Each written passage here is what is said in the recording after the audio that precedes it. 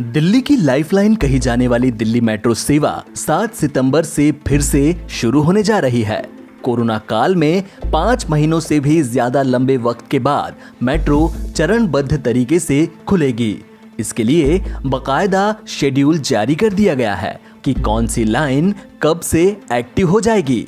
सोमवार को जब यात्री मेट्रो स्टेशन पहुंचेंगे तो उन्हें कई नए प्रोटोकॉल्स को फॉलो करना पड़ेगा।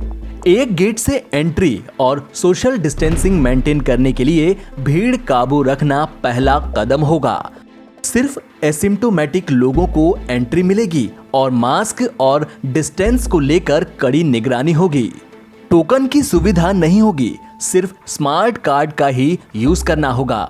मेट्रो स्टेशन और कोच में मौजूदगी को लेकर कुछ नियम तय किए गए हैं जिनका पालन अनिवार्य होगा। अगर इन नियमों को आप पहले ही जान लेंगे तो परेशानी से बच जाएंगे।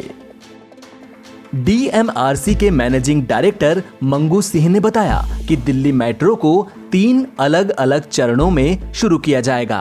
पहले चरण के तहत 7 सितंबर की सुबह 7 बजे से येलो लाइन पर मेट्रो का ऑपरेशन शुरू किया जाएगा। 7 और 8 तारीख को केवल येलो लाइन पर और सिर्फ सुबह और शाम के पीक आवर्स के दौरान ही मेट्रो चलेगी। बाकी समय सर्विस बंद रहेगी।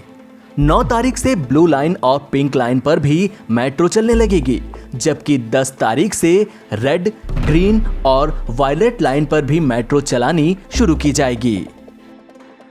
दूसरा चरण 11 तारीख से शुरू होगा, जिसके तहत मेजेंटा और ग्रे लाइन पर भी मेट्रो चलने लगेगी। साथ ही उस दिन सभी मेट्रो के परिचालन की समय सीमा भी बढ़ाई जाएगी। इसके तहत 11 तारीख को सुबह 7 बजे से दोपहर 1 बजे तक और शाम को 4 बजे से रात 10 बजे तक मेट्रो चलेगी। तीसरे और आखिरी चरण में 12 सितंबर से सभी लाइनों पर मेट्रो की सर्विस को सामान्य रूप से और पूरी तरह बहाल करने के प्रयास किए जाएंगे।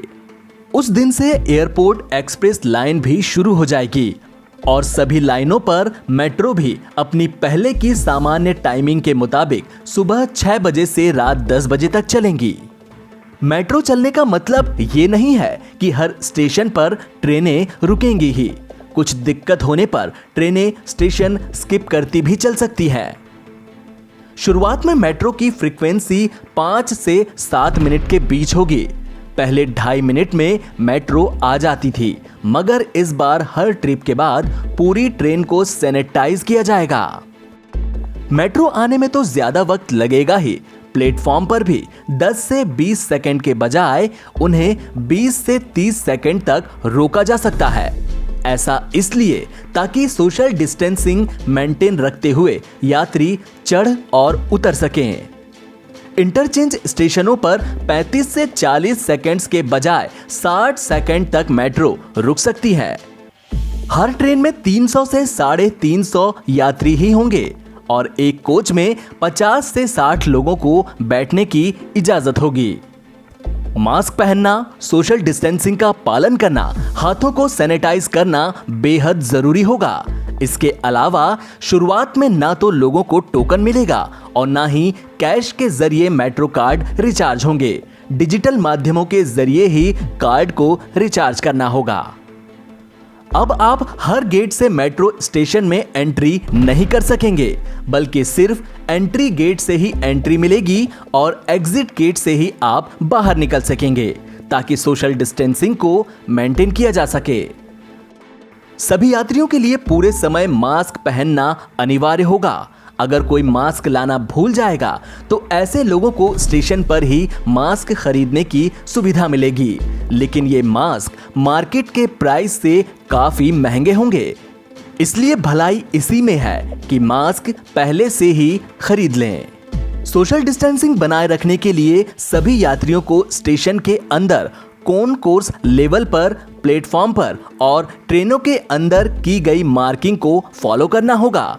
हर यात्रा के बाद ट्रेनों को सैनिटाइज किया जाएगा। चेकिंग और फ्रिस्किंग में वक्त लग सकता है। इसके लिए यात्रियों को कम से कम सामान और मेटल की कम से कम चीजें साथ लेकर चलने की हिदायत दी गई है। एनबीटी ऑनलाइन की रिपोर्ट।